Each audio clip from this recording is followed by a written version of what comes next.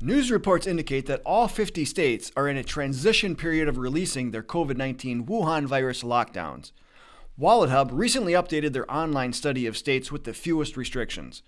One of the biggest changes was that Wisconsin moved up 32 positions from being ranked number 34 to now number 2, just behind South Dakota. We'll give you a close-up and personal look at how Wisconsin did this in this episode of Activate America, patriotically staying active during COVID-19 lockdown. According to WalletHub, Wisconsin moved up 32 positions due in part to the fact that the state has lifted all restrictions on large gatherings, had closed but fully reopened restaurants and bars, has childcare programs open, and has fully reopened all non-essential businesses. Here in Wisconsin, during the early days of the HIV epidemic in the 1980s, the Democratic-controlled state legislature passed and the Republican governor signed into law powers that allow the governor to take extraordinary measures during times of a public health crisis. On some level, that might make some sense. But logic does not equate in the world of government. And no offense meant to those of you who do serve in government and are following your constitutional limitations. Thank you. You are a rare breed, because the nature of government is to grow in power at the direct expense of the individual liberty. This is why there must be constant checks on that power from constituents and other authorities. Anyway, Democratic Governor Tony Evers utilized these powers for the first time to declare a public health emergency, which would automatically expire after 60 days. According to one news report, the governor is allowed to bypass certain rulemaking processes, seize property, and issue orders necessary for the security of persons and property. Upon expiration of the 60-day emergency, the governor must work with the state legislature to craft a joint resolution to extend the declaration if that's needed. Within this declaration, the governor instructed the Department of Health Services to issue various lockdown orders, which confined citizens to their homes, closed businesses, banned church services and public gatherings, and limited travel. Of course, most citizens went along with it due to the fear factor of the unknown. But as more and more information came out about the virus, many began to understand that it was not as bad as first feared, and that original and many subsequent computer models were way off. We certainly did not see the devastating effects that New York City had seen. Many began to question these draconian measures and to see that these draconian measures were not needed and, in fact, were more harmful than the virus itself. During the lockdown, calls and emails to the state legislature, controlled by Republicans, largely went without response. Many legislators were on social media, and some explained that state laws indeed gave the governor the power and that there wasn't anything to be done before the end of those 60 days.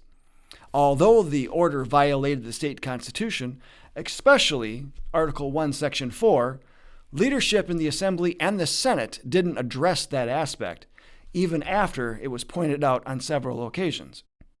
Just before the end of the 60-day emergency declaration, the Safer at Home order was extended by the Department of Health Services Secretary Designee Andrea Palm, who appears to have zero experience in the health industry and have zero ties to Wisconsin.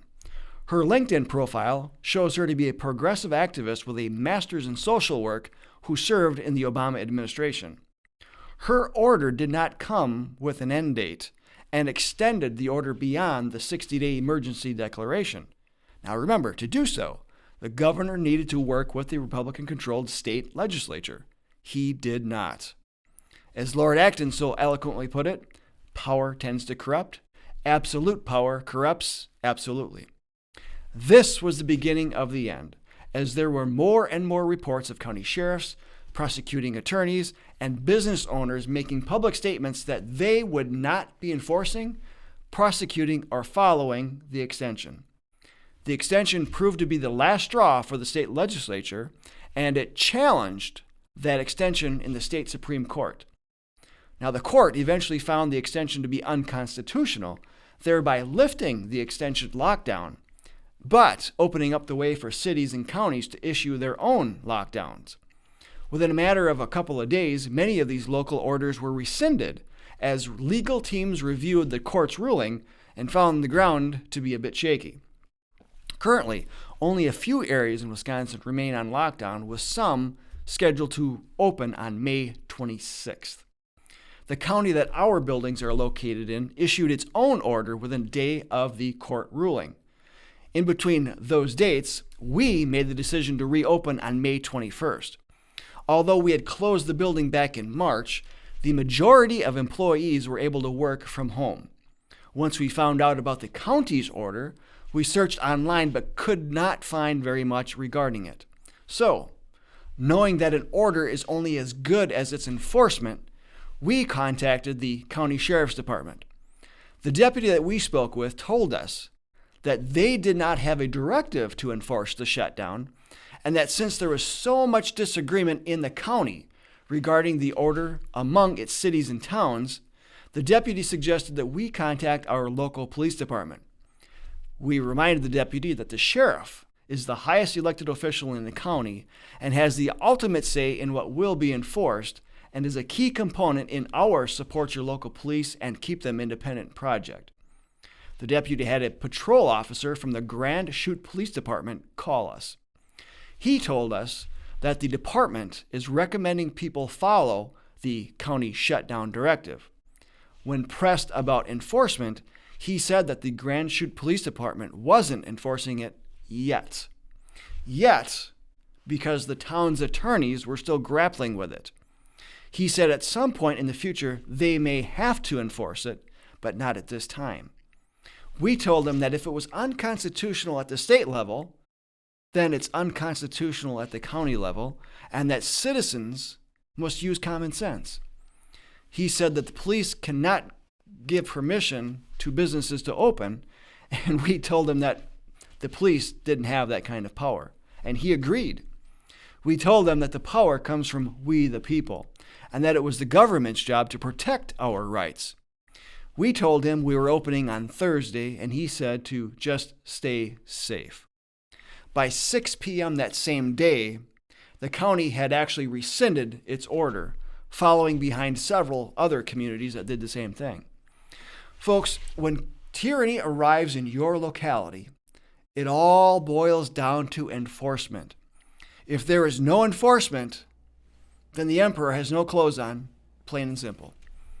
But let's just say that the police were supportive of this shutdown. Then what would you do? You go talk to the prosecuting attorneys. If they won't prosecute, then the police enforcement really doesn't make much difference. When you're in this type of situation, you continue contacting any authority to see where you can find support. This is a basic function of what we call birching, knowing where support of liberty and freedom are in your local area. We birchers follow a plan, and it's as easy as a 3-step process. 1, educate yourself. 2, educate others. And 3, you take action. So educating yourself means understanding the process of how local, state, and federal governments operate and where their constitutional limitations exist. It also means learning the issues that affect these limitations. Educating others means distributing educational tools to others regarding the limitations and the issues affecting those limitations. And taking action is as simple as using constitutional tools to solve problems, as well as to recruit others into the organization to also help educate and take action. You don't need a majority in Congress.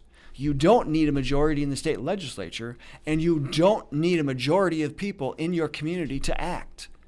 Many times you only need the support of the one that really matters.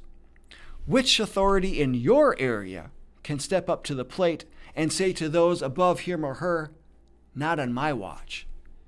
It's those individuals that we are to be constantly educating, communicating with, and helping them serve in a constitutional capacity.